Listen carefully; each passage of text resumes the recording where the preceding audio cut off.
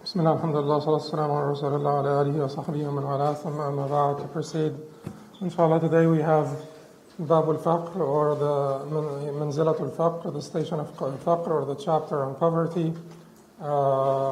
And we will have in the Zakah session, or the Fiqh session, the Zakat on that which comes out of the land, or that which comes out of the earth.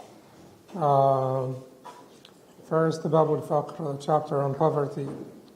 Imam al-Harawi rahimahullah ta'ala said, قال الله عز وجل يا أيها الناس وأنتم الفقراء إلى الله يا أيها الناس وأنتم الفقراء إلى الله. O mankind, you are those in need of Allah. O mankind, you are those in need of Allah. Now, to begin this chapter, I would have to basically caution you about the fact that sometimes it is, the intellectual is inseparable from the spiritual. And usually, I would usually say that you should not interpret a spiritual text intellectually or an intellectual text spiritually. And this is meant to be a spiritual text, not an intellectual one.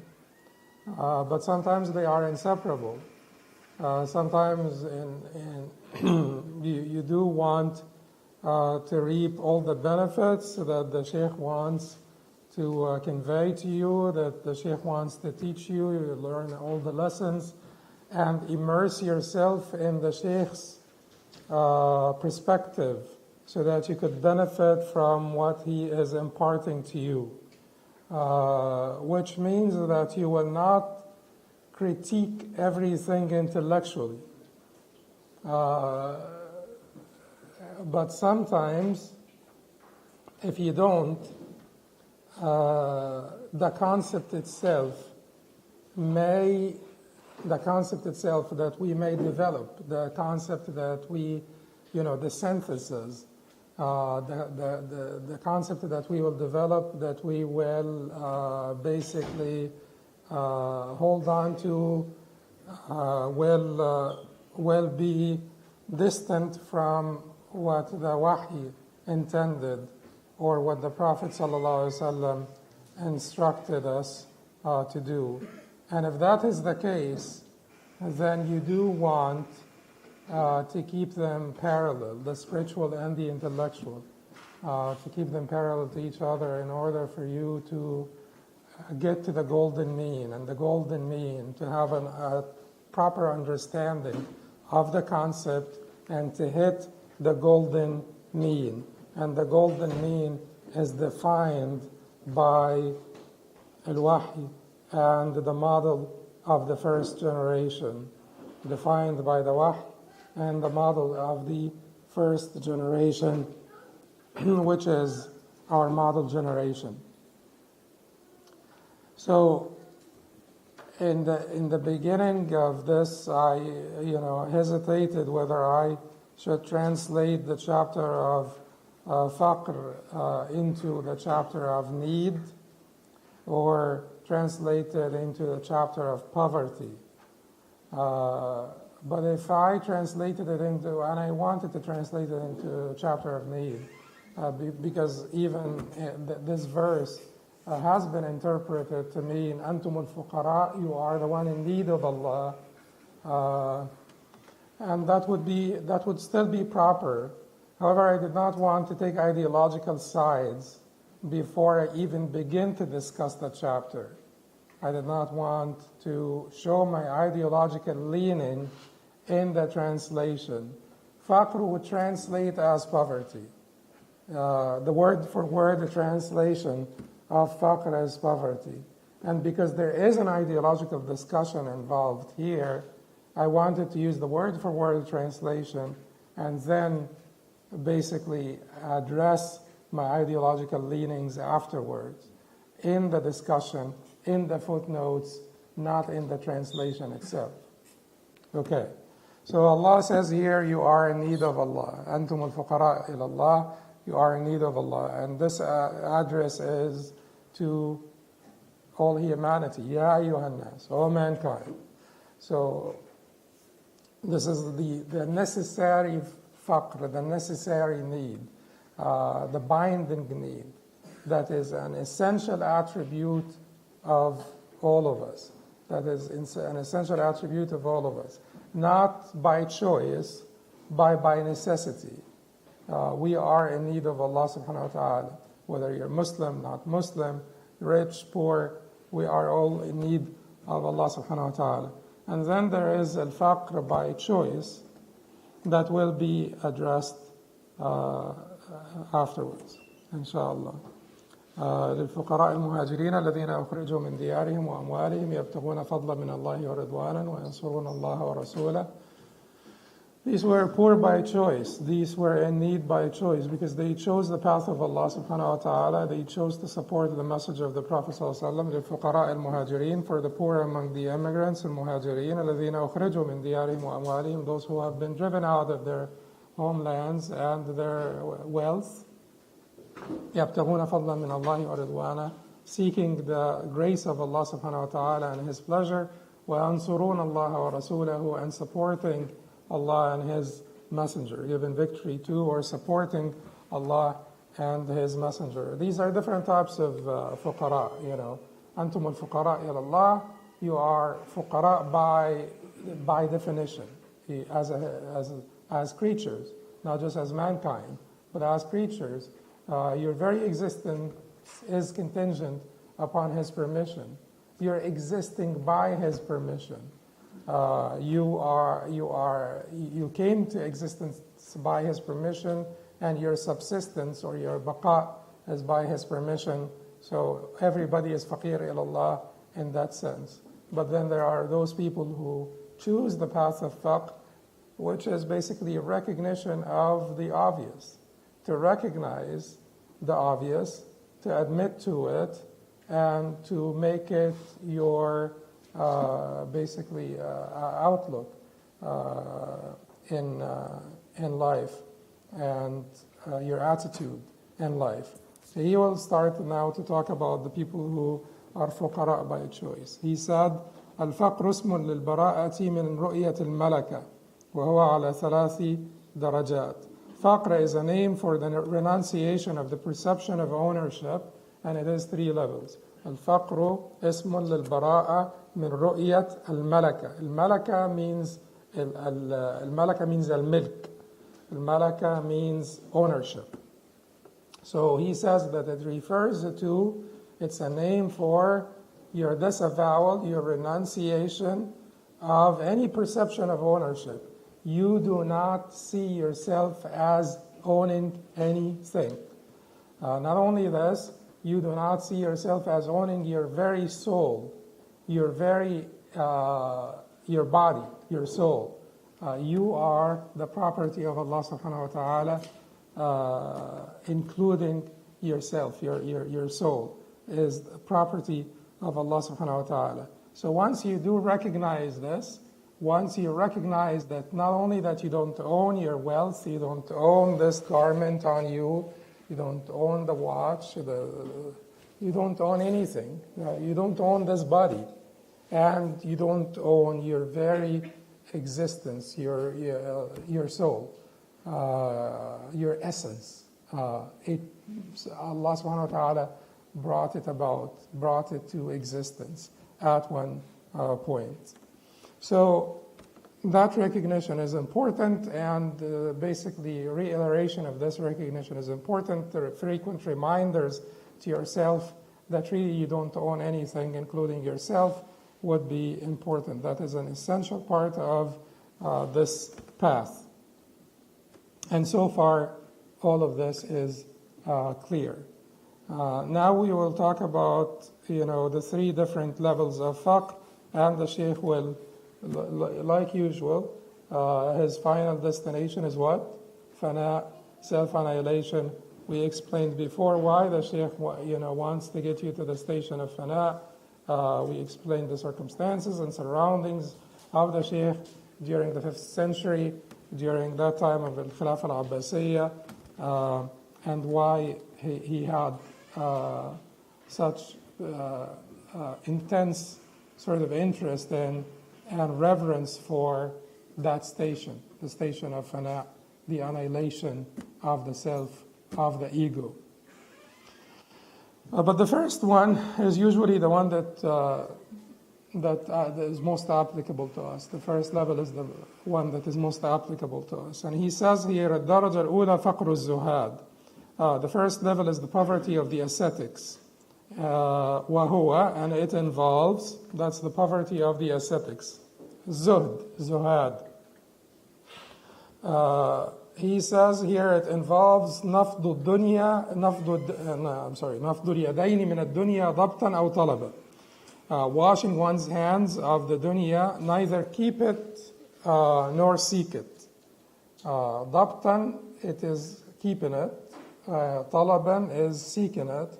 So you neither keep it nor seek it. You neither keep it nor seek it. نفض اليدين من الدنيا, washing your hands of the dunya. You're completely indifferent to the dunya. You have nothing to do with the dunya. Mali walid dunya.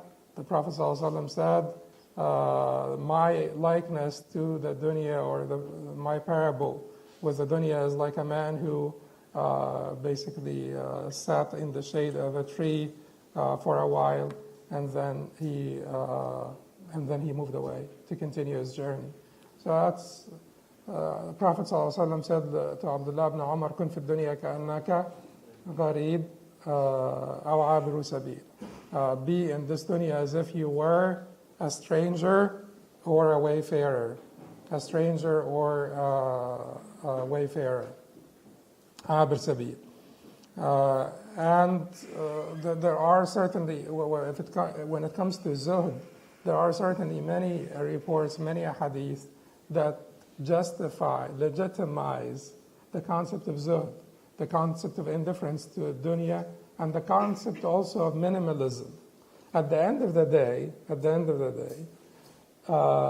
the things that are mutually exclusive with the station of faqr, mutually exclusive with the station of faqr. Because we will talk a little bit about if faqr means moneylessness or not.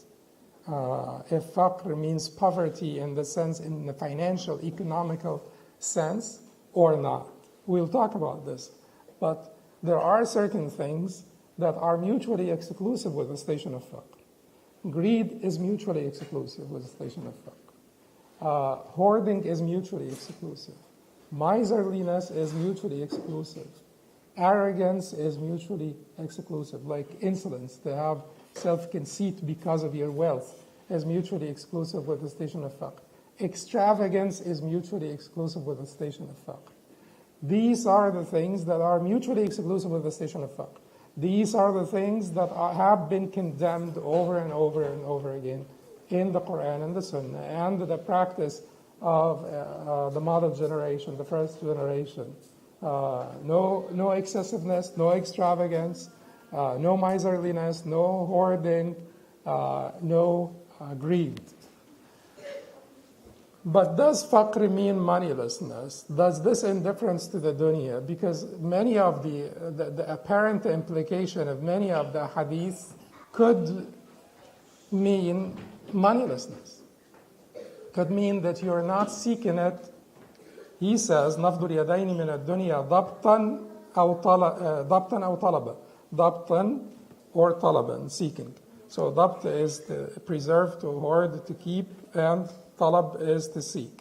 So when you don't seek it, and when it comes to you, you don't keep it. And so it seems that the apparent meaning of this particular statement by the Sheikh is that faqr means economical, financial poverty, lack of means, moneylessness.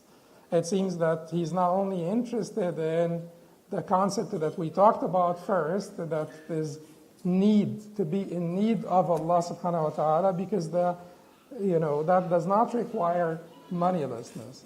But at least this statement, and then we have to also understand that this is an abridged text. We are providing the commentary for it. Different people provide if different people provide the commentary for an abridged text, they will arrive at different conclusions.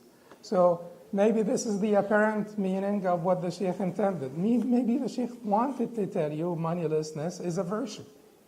But is moneylessness a virtue?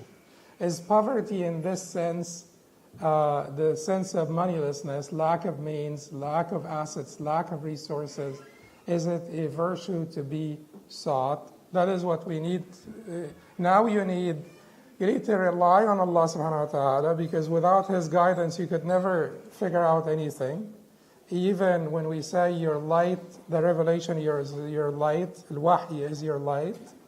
The example of the model first generation is your guide.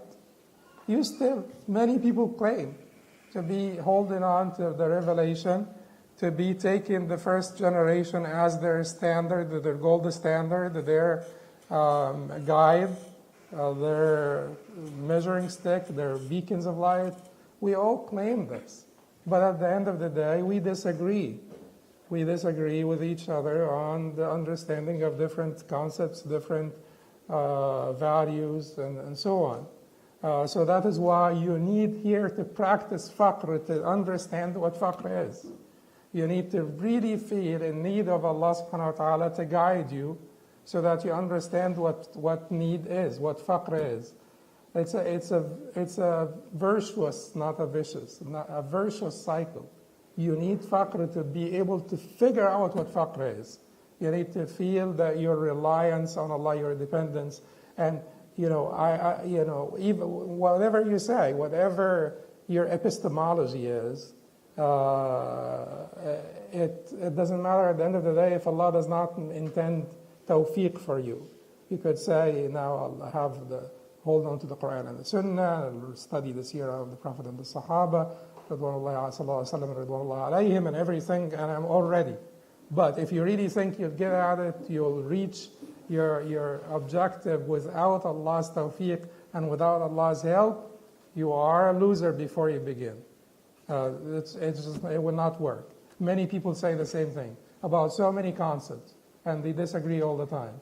So you have to declare your faqr, declare your need for Allah subhanahu wa ta'ala to guide you to understand what is meant by faqr, what is meant by this station. So it is reported by al-Nasa'i that the Prophet sallallahu alayhi wasallam would seek refuge in Allah dubur as-salawat, after the prayers, from al-kufr wal-faqr and azab al-qabr. Allahumma inni a'udhu bika min al-kufri wal-faqr wa a'udhu bika min azab al-qabr. Oh Allah, I seek refuge in you from kufr and faqr, poverty. I seek refuge in you from the torment of the grave. So so certainly, Sheikh, if this is moneylessness, if faqr is moneylessness, lack of means, if that is what we should be seeking, how could we be seeking that which the Prophet ﷺ used to seek refuge in Allah from? Then there does need to be some disambiguation here. But the disambiguation should be fair and should be balanced. Well, because whenever we do disambiguation, we basically sort of inject all of our ideological leaning into our interpretation. Is the concept of minimalism at least, not a valid concept in Islam? It is a valid concept. وَالْكُنْ فِي الدُّنْيَا كَأَنَّكَ غَرِيب does mean that. بُرُوهَا وَلَا تَعْمُرُوهَا, that we report from Isa alayhi salam, cross it, don't settle in it, don't feel established in it. When a man came to the Prophet, Hadith Sahl al-Sa'idi, when a man came to the Prophet and asked him, tell me of a deed, if an action, if I do it, Allah will love me and the people will love me. And the Prophet ﷺ, this was reported by Ibn Majah with a Hasan Isnad, the Prophet ﷺ said to him what? Izhad fi dunya yuhibbaka Allah, wazhad fima inda an-nas yuhibbaka an-nas. Izhad fi dunya, and it is yuhibbak. So ازهد في الدنيا يحبك Allah. Be indifferent to the dunya and Allah will love you. Indifferent to the dunya, or zuhd is asceticism, to be indifferent, to renounce, to have this interest in the dunya. That's what zuhd means. So be indifferent to the dunya and Allah will love you. And be indifferent to that which the people have or possess, and the people will love you. So the concept of minimalism is a valid concept. We can't just disregard all of this because we have an ideological sort of inclination, and we just disregard it. But we have to put this next to the other ones. What are the other ones? Well, the Prophet used to seek refuge in Allah from faqr. Then, there has to be some balance here. And someone may say the balance is that the faqr that is praiseworthy is not to be completely broke. What the Prophet used to seek refuge in is faqr, not maskana. And the difference between faqr and maskana is you have the bare minimum for your basic needs. Bare minimum for basic needs. And the faqr is not to have that bare minimum for the basic needs. So that could be someone's interpretation. But then, at the same time, the Prophet ﷺ said to Amr ibn al-As, radiallahu anhu, نِعِمَّ الْمَالُ الصَّالِحِ لِلرَّجُلِ الصَّالِحِ. How excellent is good money for a good man. So good money is money that's earned through halal, and a good man will spend it in halal. So that's the two conditions for good wealth. You earn it from halal, حتى يسأل عن أربع. One of the four things that you will be asked about, لا تزول قدم عبد يوم القيامة حتى يسأل عن أربع.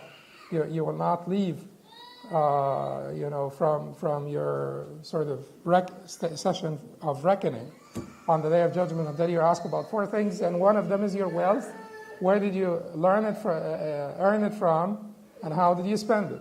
So نعم المال الصالح للرجل الصالح. How excellent is good money for a good man. Good money will be halal, wholesome money, and a good man will know how to spend it in the cause of Allah subhanahu wa ta'ala. So that says that this interpretation that you just have the bare minimum, you don't have more, that hadith does not really, we have to reconcile this hadith with that interpretation, because that interpretation seems to be in conflict with the meaning of this hadith. That more money is good for a good man. More halal, good, wholesome money is good for a good man. So then we move. Now we're getting these sort of, at least in our own understanding, we're getting these conflicting reports. You feel some tension between the reports, right? I mean, there is no tension between the reports. But be honest, you feel the tension from your end. Because from your end, you're a finite human being with limited understanding. You're feeling some tension between the reports. Like, كن في الدنيا كأنك غريب نعم المال الصالح للرجل الصالح أعوذ اللهم إني أعوذ بك من الكفر والفقر ازهد في الدنيا يحبك الله. There is some tension between the reports. Then we need to look for help now. What is next?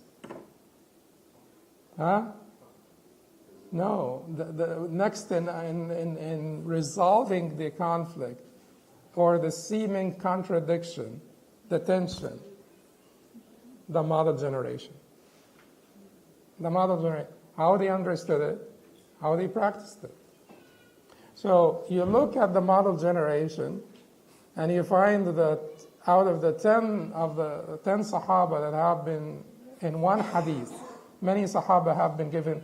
Keep in mind, this is a completely wrong notion to think that only 10 Sahaba were giving glad tidings of paradise. So where is Yasir and Ammar, where is Ammar and Yasir, and where is Bilal, and where is everybody that have been clearly giving glad tidings of paradise? But when we talk about the 10 who were Mubashsharun bil Jannah, al-Ashara al-Mubashsharun bil Jannah, we're talking about the 10 who were mentioned in one hadith to be of the people of paradise, who were given glad tidings, the 10 who were mentioned in one hadith. But there are many other hadith that guaranteed Jannah for other Sahaba. But the 10 that are considered at least, and there is controversy here, and most of the scholars would consider those 10 to be the 10 greatest of the Sahaba. But certainly, the Khulafa minhum, out of them, the 4 Khulafa are certainly they deserve that title.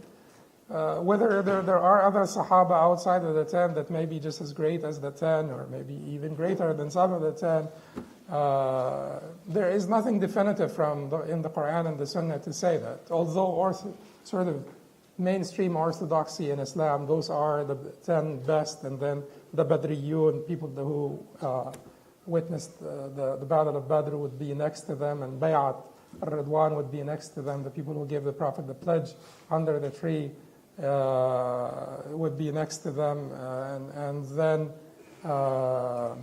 the rest of the Sahaba. But there is nothing definitive that those. Yet those 10 are of the greatest by consensus, are of the greatest Sahaba by consensus. You have 4 out of them are of the Khulafa, Ridwanullahi alayhim. So out of the 10, 5 of them at least were not just rich. They were extremely rich. They're billionaires in today's standards. Uthman was, Abdul Rahman was, Zubayr was, Uthman, Abdul Rahman, Talha was, we said Zubayr was, Sa'd ibn Abi Waqqas was. These were billionaires in today's standards. Abu Bakr may have started out like that, but eventually we are not counting Abu Bakr because at the end he was not. Umar was never extremely rich. Ali radiallahu anhu was never extremely rich.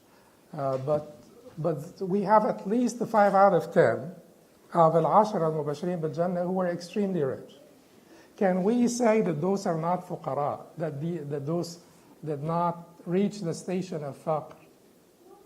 Can we exclude them from this station? Because if we exclude them from this station, then who needs a station that is not necessary for you to be one of the greatest?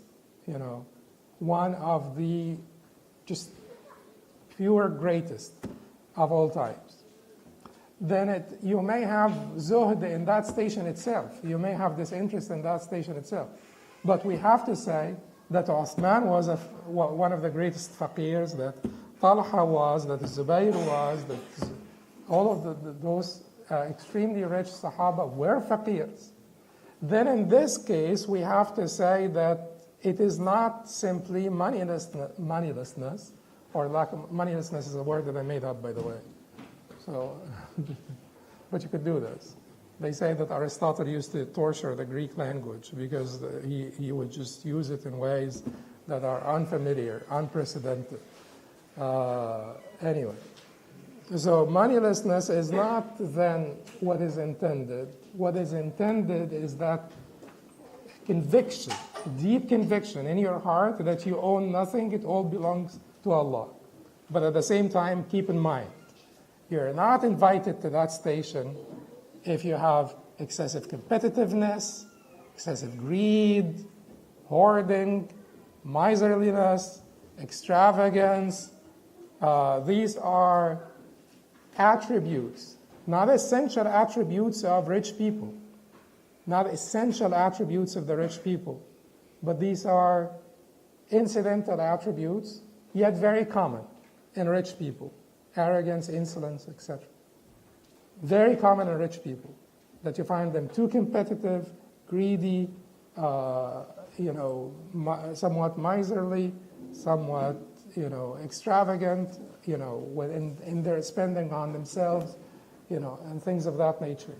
So having those attributes will exclude you from the station of faqr by definition. Okay, so what do I do? We understand 5 out of the 10, but then we had also Zuhad among the Sahaba who were pretty poor, Ahl al-Sufa. So some of the greatest Sahaba were pretty poor, left the dunya with nothing. So what would I do? There are two things that will determine what you will do, what I will do, what we will do. But this is the understanding in general. You know the requirements for this station. You know that it is not necessarily about moneylessness, but you know that there is some degree of minimalism that is encouraged Islamically, that is considered a virtue in Islam, and some degree of indifference to the dunya. But collectively, we cannot be propagating faqr as a virtue in the sense of economical faqr. We can't propagate it. Because even if you say that we can propagate it, because not everyone will listen to you. Some people say that. Let's just invite the people to true zuhd, true disinterest in the dunya, not seeking it, not busying themselves with earning anything, and just invite the people to this. Because not everybody will do this. Not everybody will listen to you. And you do want those people to be present in the society as beacons of light, to show the people that, yes, we can gracefully handle this, and it is not necessary for our happiness, our inner peace, anything. But when you propagate this as a virtue, there is certainly a societal, a collective, a communal trickle-down effect. And the trickle-down effect is that the rich will feel a little bit filthy, will feel that you will have to make a choice between being godliness, and richness and wealth. You'll have to make that choice. If you propagate economical, faqr or poverty as a virtue, there is a trickle-down effect. And the trickle-down effect was so obvious. A few generations after the model generation, the trickle-down effect started to show on the ummah collectively, sort of the down curve start, because during the time when the Khilafah al-Abbasiyya peaked, people started to go in all directions. Very few people held on to the understanding of the first generation, but people went to different extremes, between excessiveness and extravagance, and between complete disinterest. But then you have a society that does not have a backbone. It's a spineless society of the upper class and lower class economically. Without a middle class is a spineless society. The middle class gives the society its strength, stability, and everything. That's what happened. So you have like a few people on the top, have a lot of people on the bottom, and you have this sort of divorce between the deen and the dunya. So we cannot afford to be propagating this collectively as a virtue. What we have to focus on, the things that were condemned by the Prophet ﷺ, clearly condemned in the wahy that we mentioned before, and focus on the concept of your need of Allah subhanahu wa ta'ala to be the proper interpretation of faqr that is praiseworthy. But then individually, it depends on two factors: your potential and your circumstances. Your potential and your circumstances. So Imam Ahmad, take the example of Imam Ahmad. Imam Ahmad used to be, you know, the Musnad of Imam Ahmad is the greatest hadith book, the largest, greatest hadith book. Somewhere around 30,000 hadith are in the Musnad. Compare this to about 4,000 in Bukhari, then you do understand that we have the greatest, in volume, book of hadith collected by one man who is also a founder of one of the four schools of fiqh. So, just like not an ordinary man, not an ordinary man. So Imam Ahmad would not want to waste his time earning money for more than his basic needs, so he would just earn money to get by, Sometimes he would do what? He would do and pick up grains. He would go to Ard al-Sawad, which is, you know, the fertile lands around Baghdad, and ask the landowners, to basically, after they harvest the crops, to go through the land and pick up the left behind grains. They call this al-laqat or al-luqat. We will come to it in the zakah session. So they used to leave behind some grains, and then some people would pick them up to use them, because he had a family and so on. Imam Ahmad was, sometimes he used to weave things, and his mother was a weaver, so she taught him weaving or sew things. And sometimes also he would copy things for people, So one day he was in Mecca, he was, learning under Sufyan ibn Uyayna, and they missed him for a couple of days. He did not show up to class, so someone went and knocked on his door, and he did not open the door. It was quite unusual. So he said to him, "What's wrong with you? This is a friend of his from Baghdad who came with him to learn under Sufyan. So he's not opening the door. What's wrong with you?" And he said, my garment was stolen. He had one garment. So he said, my thobe or garment was stolen. So that's why I didn't come out. So he said, then why didn't you tell anyone? I have money. I have dananir. So take some. And then he said, no. So Ahmad would not take favors from anyone. Unlike keep in mind, that Ahmad was not the only great man in our history. Shafi'i was, and Shafi'i would accept money from the Khalifas. He considered this to be the money of the Muslimin, considered, that the Muslimin are entitled, the scholars are entitled. We take this money and we spend it in proper causes, because that is where the money should go. So that regardless of my sort of relationship with the Khalifa, regardless of my thoughts of the Khalifa, but yes, this is the money of the Muslimin, this is the proper way of spending it. But Ahmad would not accept any favors from anyone at any time. So he would carry things, for people for pennies. He would weave, he would copy, he would do anything. But he just lived day by day, and he would just get by, basic needs, bare minimum, and get by. But he knew that he would be able to gracefully handle this lifestyle. And he was so graceful about it. His thobe was just as white as Cherno's thobe. Always nasa al-bayad, always just like really white.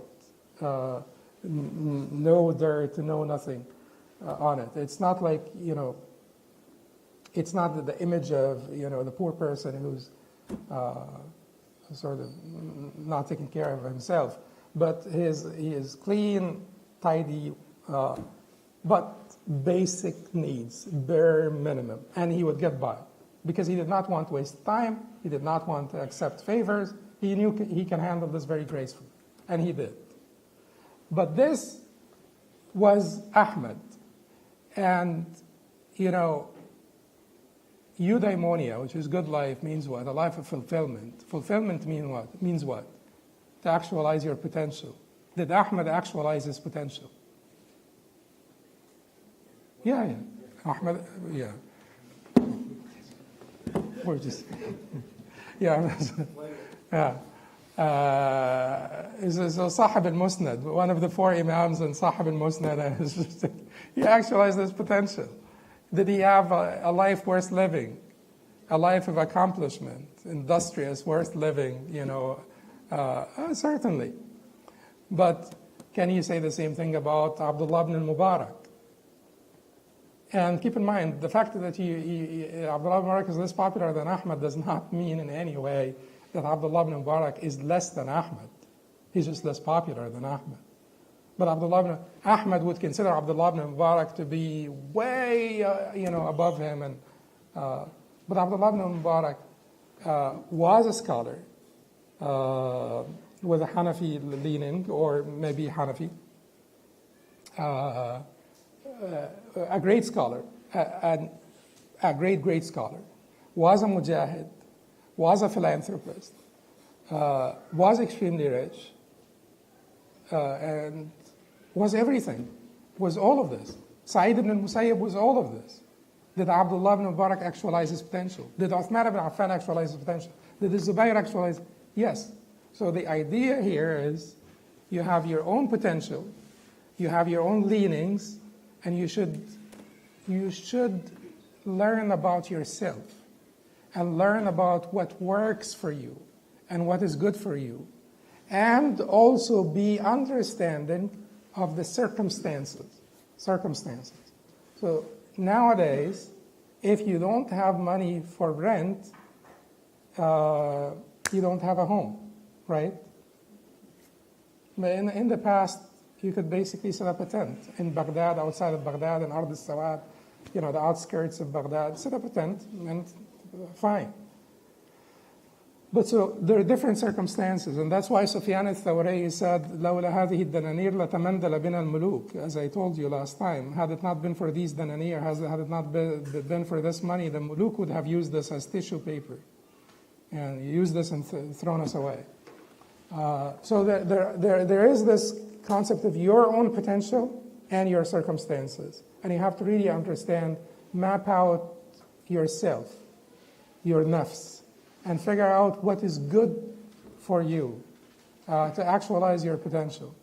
If graceful endurance through poverty, in the sense of economical poverty, not necessarily faqr, where you don't have your basic needs, but to get by with the bare minimum, in that sense, will help you actualize your potential, then that's good.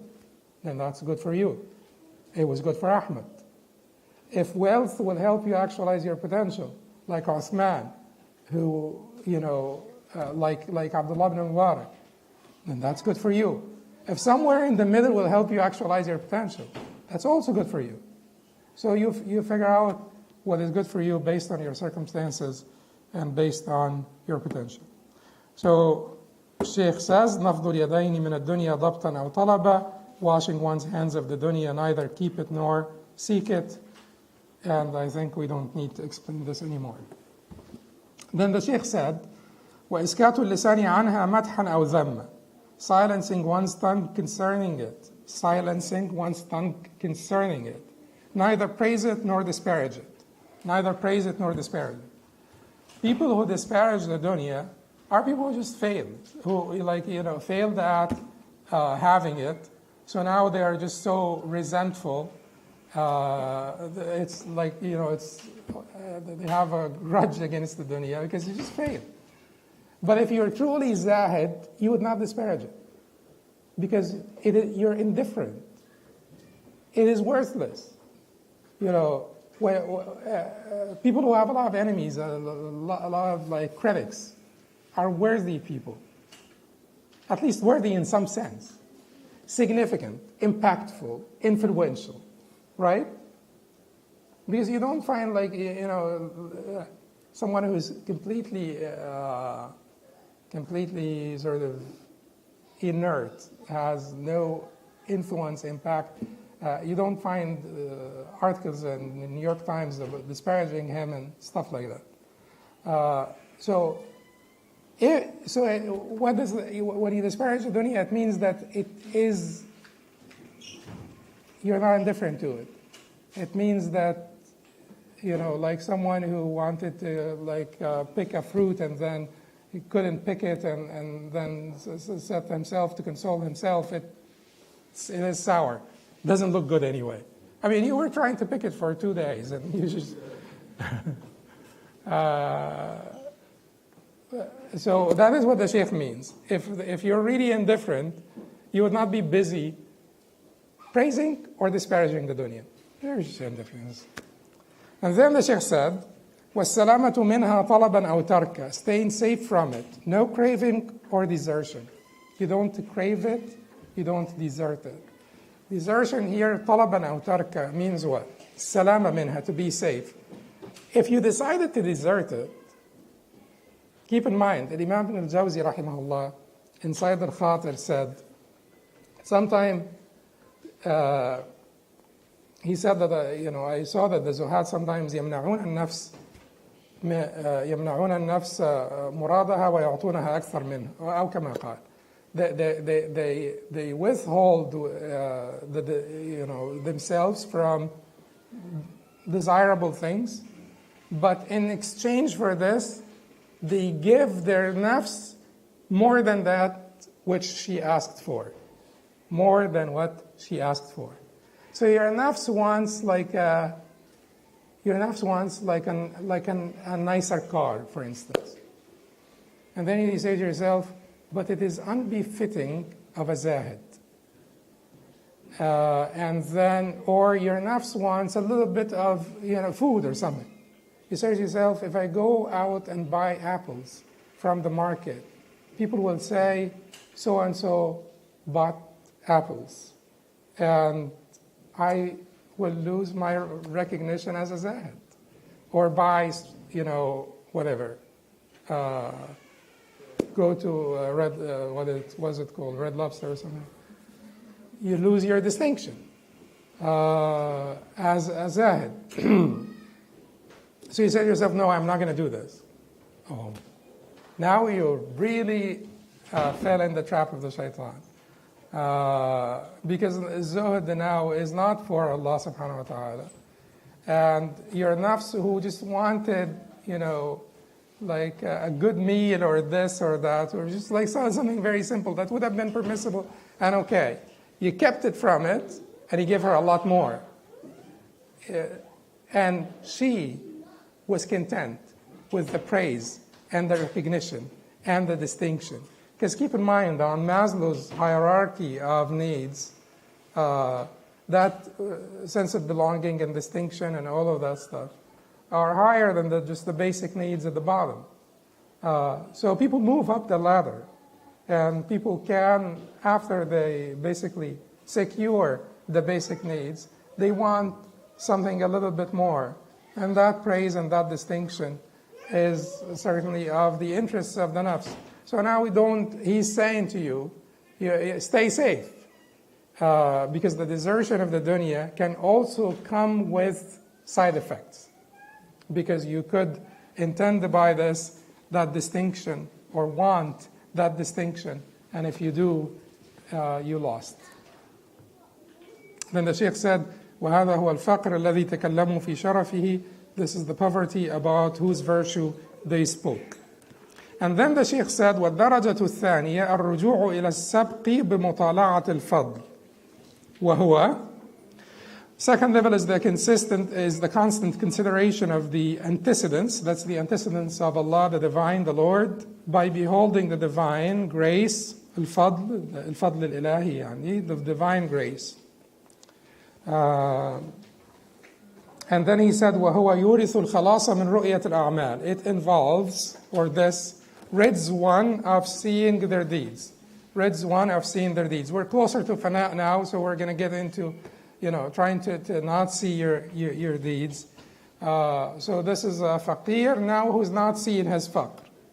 A faqir now who is working not on, the easy pursuits of zuhd that are mentioned in the first level, but the harder ones that belong now to the second level. Rids one of seeing their deeds. وَيَقْطَعْ شُهُودَ الْأَحْوَالِ disrupts the beholding of the ahwal, the spiritual states. وَيُمَحِّصُ مِنْ أَدْنَاسِ مُطَالَعَةِ الْمَقَامَاتِ وَيُمَحِّص means purifies. مِنْ أَدْنَاسِ مُطَالَعَةِ الْمَقَامَاتِ purifies one from the filth of observing the maqamat or the spiritual stations. Ahwal, spiritual states, maqamat, spiritual stations. Whether ahwal means the temporary ones and maqamat means the more stable ones, or ahwal means the ones that are given to you by Allah as gifts without your own pursuing of them, and maqamat would mean the ones that have been given to you by Allah as gifts after you pursuing them. The different, but ahwal are spiritual states and maqamat are spiritual stations. So what he wants to say to you, that after you have exercised that type of faqr or that type of zuhd in the beginning, and you were able to wean yourself off from the dunya, you're able to handle this, you need to really feel that whatever you accomplished, whatever you reached, whatever station you reached now, it does not belong to you. It is a gift from Allah subhanahu wa ta'ala. So be careful, because some people may be able to rid themselves of the lower desires, the carnal, the fleshy desires, but they may not be able to rid themselves of completely of self-recognition, or self-conceit. Then the Sheikh, so the Sheikh said, whatever you earn is Allah's favor, Allah's grace.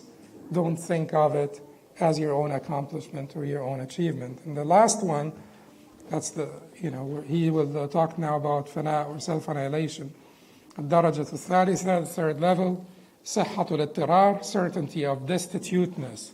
Certainty of destituteness. Destituteness here means, or ittirar here means what? Your clear conviction of your lack of all means of subsistence. You cannot subsist. Neither subsist physically, subsist spiritually, or in any way, shape, or form without Allah subhanahu wa ta'ala. So that is your ittirar, your feeling of destituteness, and your feeling of extreme need of Allah for your subsistence. And then he said, وَالْوُقُوعُ فِي هذا التقطع الوحداني. الوقوع في هذا التقطع الوحداني, surrender to the estranging realization of the oneness. Surrender to the estranging realization of the oneness. Why it is estranging? Because people who are drawn to the one, the eternal, the first, feel estranged from the dunya, feel estranged from their surroundings. So taqattu' means cut off. So it is a process. The closer you get to Allah, the more cut off you feel from the world.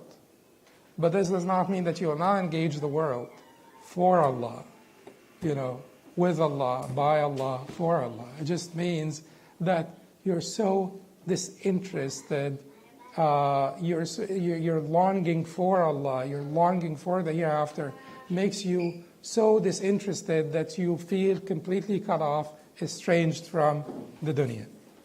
And then the Shaykh said, والاحتباس في بيداء قيد التجريد وهذا فقر الصوفية. والاحتباس في بيداء قيد التجريد, permanent sequestration in the vast barren plains of abstraction. And that certainly, he says, and this is the poverty of the Sufis, he says that permanent sequestration in the vast barren plains of abstraction. Sequestration. Now you're cut off from the dunya, but you're locked up now in this bayda, in this barren sort of land, desert, or plains of abstraction, tajreed abstraction. Tajreed means what? It's basically to see something independent of its associations, contingencies, attachments, something completely detached from everything else. Now you're seeing the one independent or separate from, completely detached from all of al-hawadith. Hawadith means what? Finite things with beginnings. Hadith means something that a new occurrence. Finite things with beginnings. Hadith. Temporal occurrences. You are a temporal occurrence. Your wife is, your husband is, your car is, planet Earth is, the sun is, everything is. Temporal occurrences, hawadith. They're contingent upon Allah subhanahu wa ta'ala. They're contingencies. And the first, the eternal, the source, the ever-living, everlasting, is the one. So once you have reached that realization, you're now locked up in this bayda. He calls it bayda. Bayda means what? Vast plains that are completely barren. Why? What? Barren? I mean, it should be green meadows. But that is not because green meadows, because if you're there, that's it. That's the ultimate goal. But he says it's bayda, it's barren, because he means by this, no distractions. No distractions. Green meadows would mean that you're looking at this fruit tree and you're looking at this and you're enjoying that, and the greenness itself is the distraction for the eyesight. No, it's plain sand dunes, completely plain and completely empty, infertile, meaning no strings to the dunya at all. And that will give you clarity of vision. Why did he call it vast? Because bayda means vast, barren plains. Why did he call it vast? Because it's the ultimate liberation. Why did he call it ihtibas? You're locked up, sequestration, although he calls it vast. Because, yes, you can never come back. You can never come back to being occupied with the dunya. So you're locked up in this bayda. But it is vast because it's the ultimate liberation. It's barren because there are no attachments and no strings to the dunya anymore. And tajreed here means to see Allah independent of all the hawadith. To focus on the first, the eternal, the everlasting, first and final cause, without any distraction by temporal occurrences or hawadith. And he says that this is the poverty of the Sufis. And the talk here is not about, Sheikh is a Sunni Sufi. All the talk is about Sunni Sufism, not deviant Sufism.